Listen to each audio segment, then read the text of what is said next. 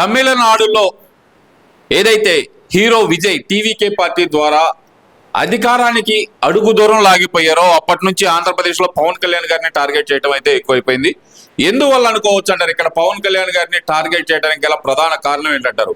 కూటమిని విచ్ఛిన్నం చేస్తే గానీ మాకు అవకాశం లేదు అని భావించడమే అనుకోవచ్చు అంటారా? లేదంటే కనుక పవన్ కళ్యాణ్ గారే వాళ్ళకి అడ్డంకిగా మిగిలారు అనుకోవచ్చు అంటారా?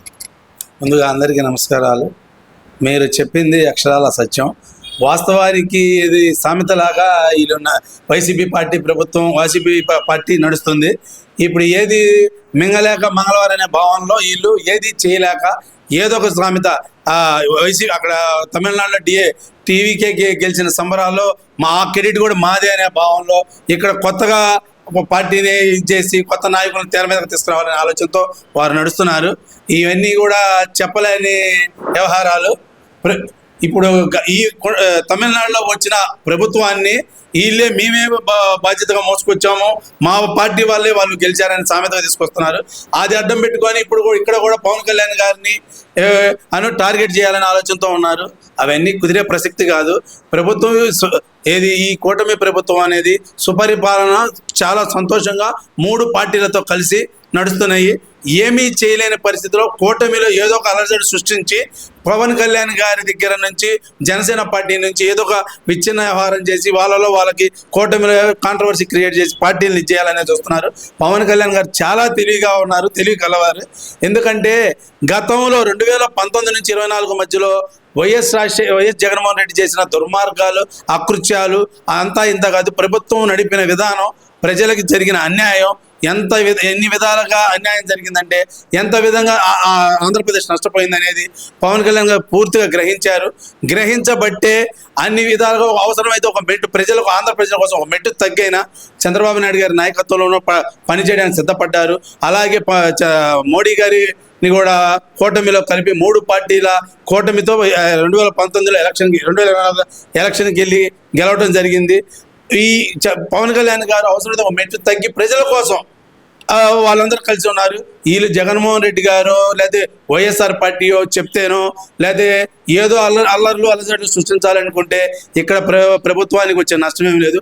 ప్రభుత్వం ప్రజలకి అందుబాటులో ఉంది, ప్రజలకి సుపరిపాలన అందిస్తుంది. పవన్ కళ్యాణ్ గారు అవన్నీ ఆలోచించే ఒక మెట్టు తగ్గి చంద్రబాబు నాయుడు గారు చంద్రబాబు గారి నాయకత్వంలో నడవడానికి సిద్ధపడ్డారు. కానీ వీళ్ళెవరో కుయుక్తులు పన్నినా కానీ పవన్ కళ్యాణ్ గారు ఒకటే చెప్పారు, ఇంకా 15 ఏళ్ల దాకా చంద్రబాబు నాయుడు గారితో కలిసి పనిచేస్తామని చెప్తున్నారు.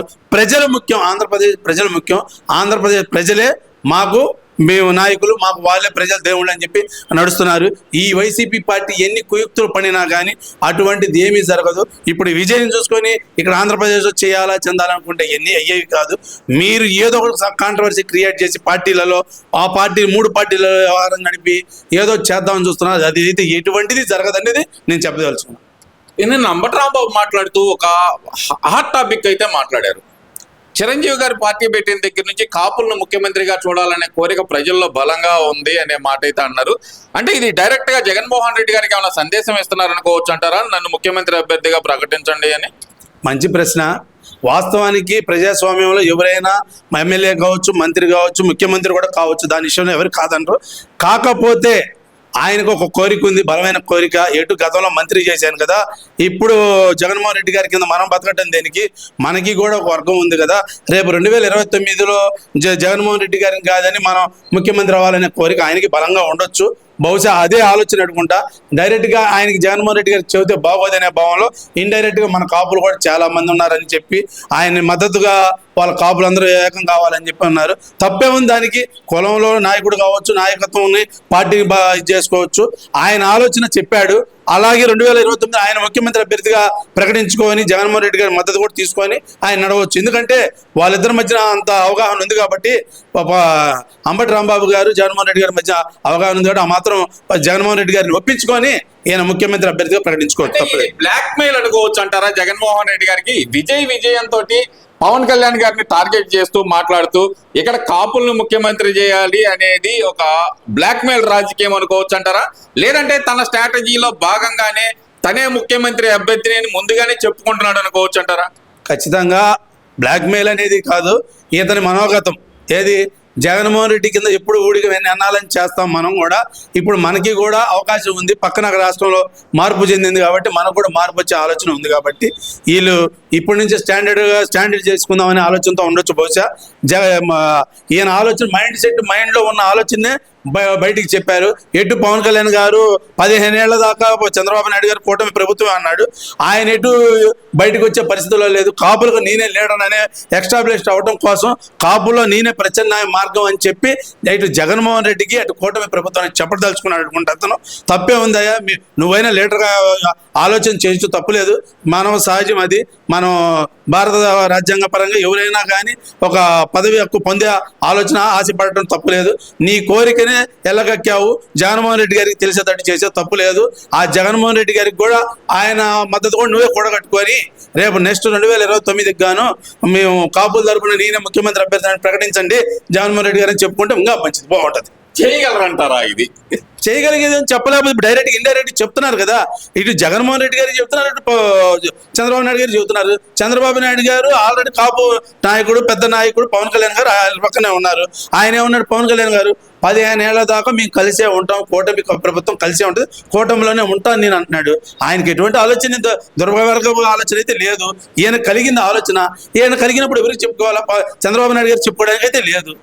డైరెక్ట్ వాళ్ళ లీడర్ ఎవరు? జగన్మోహన్ రెడ్డి గారు. అయ్యా జగన్మోహన్ రెడ్డి గారు, మేము 2019 నుంచి 24 మధ్యలో నువ్వు ముఖ్యమంత్రిగా చేశావు, ఈసారి నాకు కల్పించావు, మా కాపులందరూ కోరుకుంటున్నారు నన్ను అని ఇండైరెక్ట్ చెప్పాడు. అది ఆయన మనసులో ఉన్న మాట ఈ మీడియా ద్వారా ఆయన చెప్పాడు. దానికి మనం ఏం చేయగలుగుతాం? ఆయన ఉన్న వాస్తవం చెప్పాడు. ఖచ్చితంగా కాపుల్లో ముఖ్యమంత్రి అభ్యర్థిగా వైఎస్సీపీ తరపున నేను నిలబడవచ్చు, తప్పే ఉంది దానికి. అది మనం కూడా ఏకీపించాల్సిన మాటే. అదేమన్నమాట, అందరి ప్రజాస్వామ్యంలో అందరికి ముఖ్యమంత్రి చేసే అవకాశం ఉంటుంది. ఆయన ఆలోచన కాబట్టి చెప్పేశాడు. ఆ జగన్మోహన్ రెడ్డి గారు ఇప్పుడు దయించి ఆయన్ని వాళ్ళిద్దరు మాట్లాడుకొని ఆయనకి ఇవ్వాల్సిందిగా మేము జగన్మోహన్ రెడ్డి గారిని కోరుతున్నాం. ఇవన్నీ ఒకెత్త అయితే కనుక వైఎస్ జగన్మోహన్ రెడ్డి ఫోటో పెట్టుకొని విజయ్ గెలిచాడు అని చెప్పి ఇంకో పక్కన ప్రచారం చేస్తున్నారు కదా. మరి ఇక్కడ ఆంధ్రప్రదేశ్ లో మాత్రం ప్రతిపక్ష హోదా ఎందుకు రాలేదంటారు? మరి జగన్మోహన్ రెడ్డి గారికి ఆయన డైరెక్ట్ గా నిలబడ్డారు. ఇక్కడ 175 నియోజకవర్గాల్లో నా ఫోటో చూసి ఓటేయండి అని చెప్పిన వ్యక్తి మరి ఇక్కడే నిలబడ్డారు. ఆయనే ప్రతి చోట మాట్లాడిన వ్యక్తి. మరి ఆయనకి ఎందుకు ఇక్కడ ఆంధ్రప్రదేశ్ లో ప్రజలు ఆశీర్వాదం లభించలేదంటారు? మరి అదే ఉట్టి కొట్టలేనమ్మ స్వర్గానికి ఎక్కిందనే సామెత ఒకటి ఉంది. అలాగే ఆంధ్రప్రదేశ్లో ఆయన సొంత రాష్ట్రం ఆయన ఉన్న అధికారంలో ఉండి కూడా 2024 ముందు ఆయన ప్రతిపక్ష హోదా కూడా సాధించలేని వ్యక్తి ఆయన నీళ్ళు గెలిపించిన పరిస్థితికి కనపడుతుంది. ముందు ఈయన మన గుంటూరు ఆంధ్రప్రదేశ్లో 11 సీట్లుగా పరిమితం అయ్యాడు. ఈయన అంత చరిస్మా గాల్లోడైతే ఆంధ్ర రాష్ట్రంలో ఆయన గెలవాలి కదా. పక్క రాష్ట్రంలో అతను విజయ్ అనే సినిమా హీరో చరిస్మాతో ఆయన గెలిస్తే ఏదో సినిమాలో లాగా ప్రతిదీ తన అకౌంట్లో ఖాతా లేదు, వీళ్ళు మ్యానికులేట్ చేయటం. ప్రతిదీ కూడా మంచి అయితేనేమో ఇది గెలిస్తేనేమో మా అకౌంట్, ఓడిపోతేనేమో. ఇప్పుడు గతంలో స్టాలిన్ గారితో కలిశారు 2021లో. ఆ స్టాలిన్ గారిని గెలిపించినప్పుడు ఆయన ఇప్పుడే స్టాలిన్ గారు ఓడిచ్చాడు. ఇతనే ఏమండి స్టాలిన్ గారు మీరు ఓడిచ్చారా? విజయ్ గారిని గెలిపించారా? సరే గెలిపించారంటున్నారు కదా. ఇప్పుడు అక్కడ ప్రభుత్వం ఏర్పాటు చేయడంలో వాళ్ళు విజయ్ గారు తడబడుతున్నారు. కానీ మీరు వెళ్ళి ఆయన ప్రభుత్వాన్ని ఏర్పాటు చేయండి. మీరు వెనకుండి నిలబెట్టి గెలిపించారు కదా ప్రభుత్వాన్ని. ప్రభుత్వం ఏర్పాటు చేస్తే ముఖ్యమంత్రిగా ఆయన పదవి ప్రమాణ స్వీకారం చేయించే పరిస్థితి చేయండి, చూద్దాం. అది కూడా చూద్దాం. ప్రతిదీ కూడా గెలిస్తే మా అకౌంట్, ఓడితే వాళ్ళ అకౌంట్. ఓడితేనేమో చంద్రబాబు గారి మీద నిందేయటం, గెలిస్తేనే మీరు క్రెడిట్ తీసుకోవటమా? మీ ఏది గ్రాఫిక్స్లో ఫోటో పెట్టినట్టుగా మీ ఫోటో విజయ్ ఫోటో పెట్టి చేయటం ఎలా ఉందంటే ఇలా పబ్లిసిటీ పిచ్చి. ఏదో గతంలో మొన్న చెన్నైలో ఫంక్షన్ జరిగితే ఆ ఫంక్షన్లో మ్యారేజ్ ఫంక్షన్ పెళ్లి నూతన వధూవరులకి ఆ విజయ్ సినిమా హీరో అప్పుడు ఎలక్షన్ చేస్తున్నారు. ఆయన ఎలక్షన్ రెడీగా ఉన్నారు. ఆయన నూతన వధూవరులకి ఏదో పెళ్లికి బొకే ఇద్దామని తీసుకెళ్తే ఆ బొకే కూడా లాక్కొని నాకు ఇస్తాం అన్నట్టుగా ఆయన ఫోటో దిగుతుంటే అంత పరిస్థితిలో ఉన్నాడు ఆ జగన్మోహన్ రెడ్డి. పబ్లిసిటీ పిచ్చి పీక్లో ఉంది ఆయనది. ఆయనకి ఏం చెప్తాం? ఆయన దగ్గర ఏది పెళ్లి కొడుకు పెళ్లి కూతురికి ఇచ్చే బొకే కూడా ఆయన లాక్కుని ఫోటో దిగే పరిస్థితికి దిగజారిపోయాడంటే ఆయన పబ్లిసిటీ కోసం ఏదైనా చేస్తాడు. ఎంత దూరమైన ఇదే పరిస్థితిలో ఉన్నాడు. ఏమంటే విజయ్ గారిని మీరు గెలిపించారంటే ఆంధ్ర ప్రజలు నవ్వుతున్నారండి. ఉట్టి కొట్టలేనమ్మ స్వర్గానికి ఎక్కినంత పరిస్థితిలో ఉన్నారు. ముందు మీరు ఆంధ్ర రాష్ట్రంలో ప్రజలకు ఏం చేయాలి చేయండి, పక్క రాష్ట్రాల సంగతి కాదు. ముందు మన ప్రజలకి ఏమన్నా ఇబ్బందులు ఉన్నాయా, పరిస్థితి ఇది అవుతుందా అనేది అది చూడండి. ప్రభుత్వం ఏదన్నా చిన్న చిన్న పొరపాట్లు ఏమన్నా ఉంటే అవి బయటకు పెట్టండి. అంతే ప్రభుత్వం ఏమీ చేయట్లేదు కాబట్టి, తప్పులు ఎక్కడ ఎత్తి పరిస్థితులు లేదు కాబట్టి, ప్రభుత్వ పరిపాలన చక్కగా ఉంది కాబట్టి, మీకు ఎటువంటి అవకాశం ఇవ్వకుండా నడుపుతుంది కాబట్టి, మీకు ఇక్కడ ఏ అవకాశం లేక ఆ రాష్ట్రం ఎట్లా ఈ రాష్ట్రం ఎట్లా అని చెప్పుకుంటా ఆ పక్క రాష్ట్రం బెంగళూరులో ఉండటం, హైదరాబాద్లో జరగటం ఇవి చేస్తున్నారు. ముందు ఆంధ్రప్రదేశ్లో తిరిగి ఆంధ్రప్రదేశ్ ప్రజలకు ఏం కావాలో చూడండి. మీరు ఆంధ్రప్రదేశ్లో తిరుగుతుంటేనేమో మళ్ళీ తలకాయలు పుచ్చకాయలా పాల్గొడుతున్నారు. అదొక భయం పడుతుంది. మీరు అందుకని ఎటు కాకుండా ఏమీ చేయలేని పరిస్థితిలో మీరున్నారు.